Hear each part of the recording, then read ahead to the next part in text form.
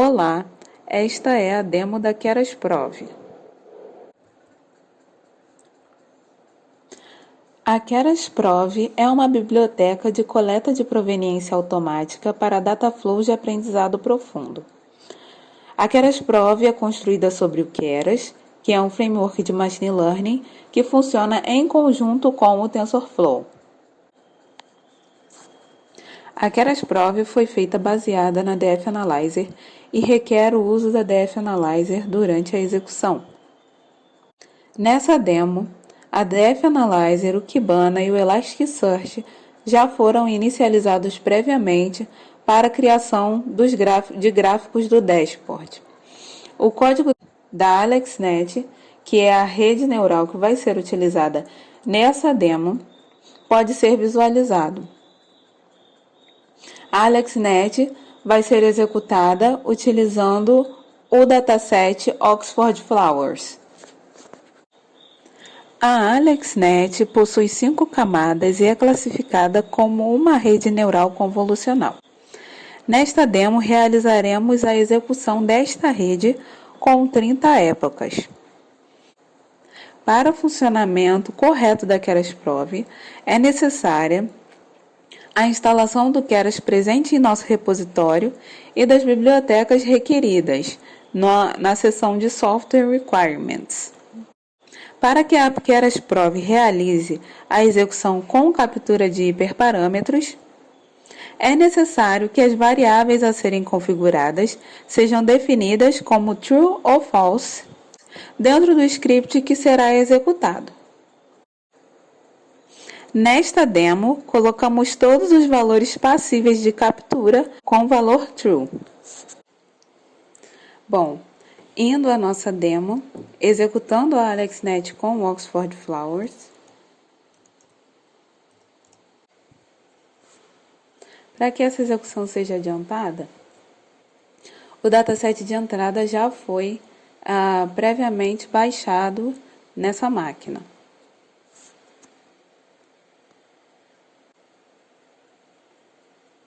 Bom, podemos abrir aqui a interface de consultas da Keras-Prov.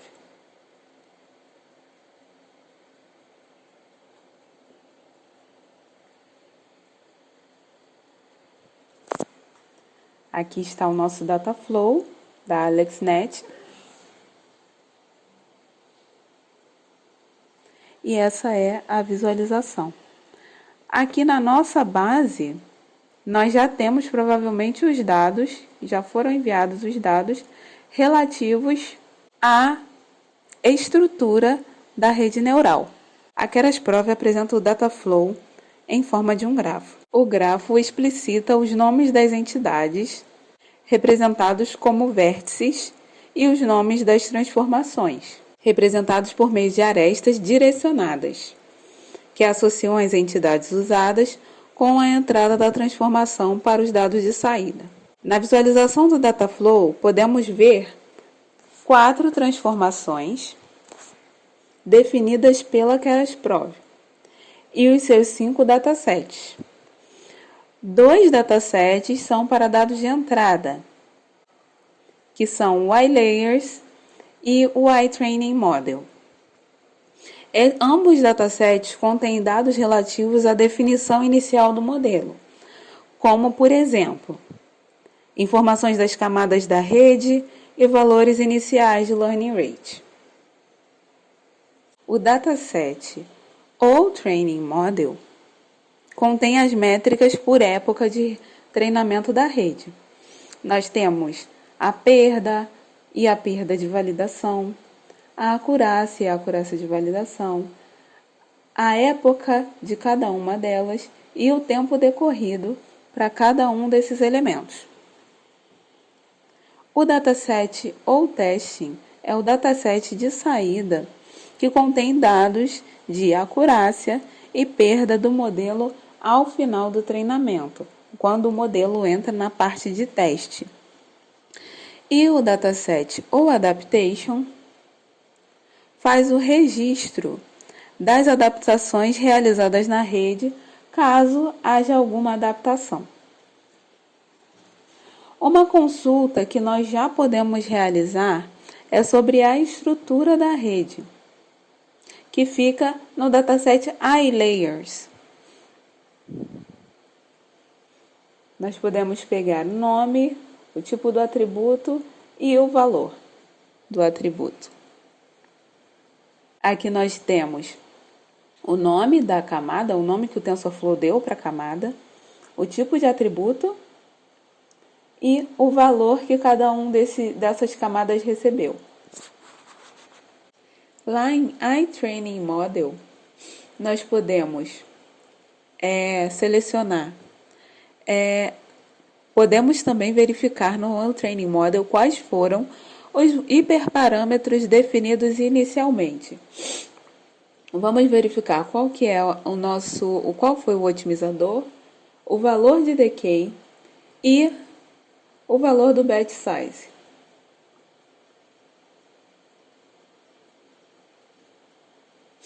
O otimizador inicial foi o Adam, o decay começou em 0 e o valor de batch size utilizado é de 64.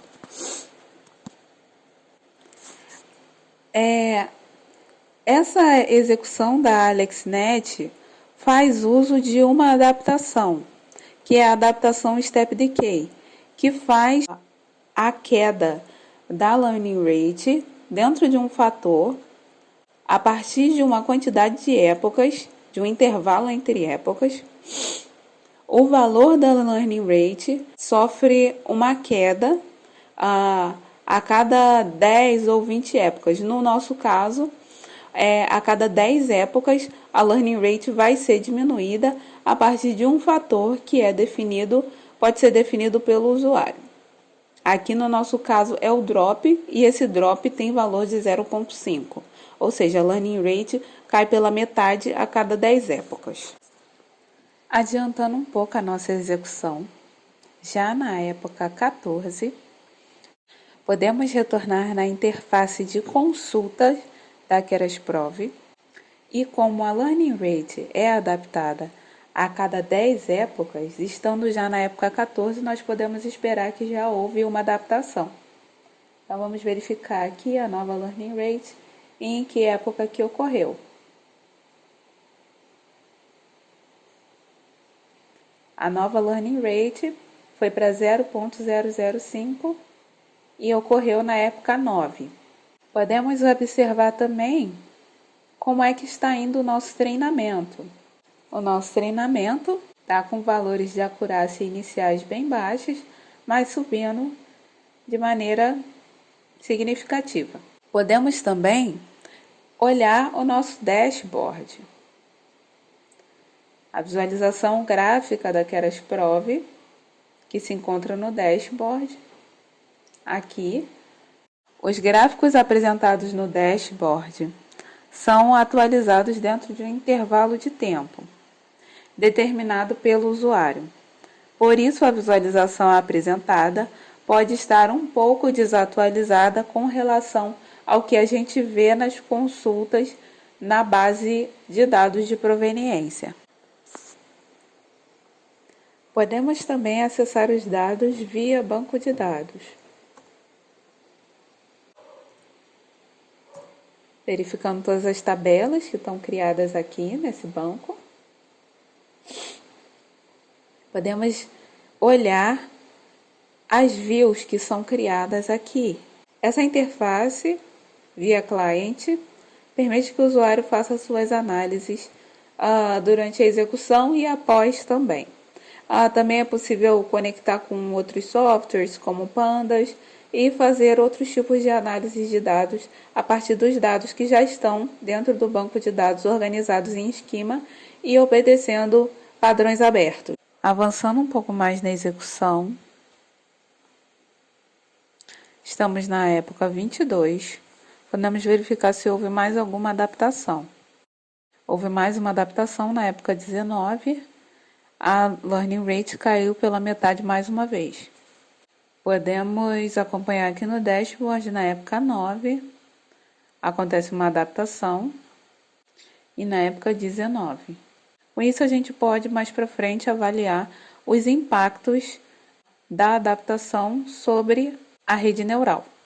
Ao fim do treinamento, o log no terminal não mostra os dados de teste da AlexNet sobre a Oxford Flowers, mas nós podemos consultar isso na nossa interface de consulta no dataset ou testing model.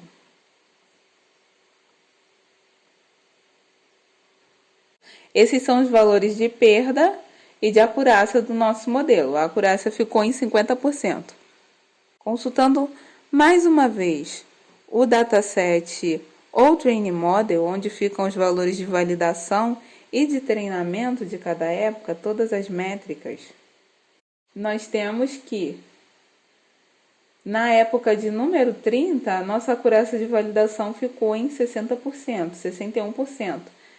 Comparada à acurácia no teste, existe uma diferença significativa, de 54% para 61%.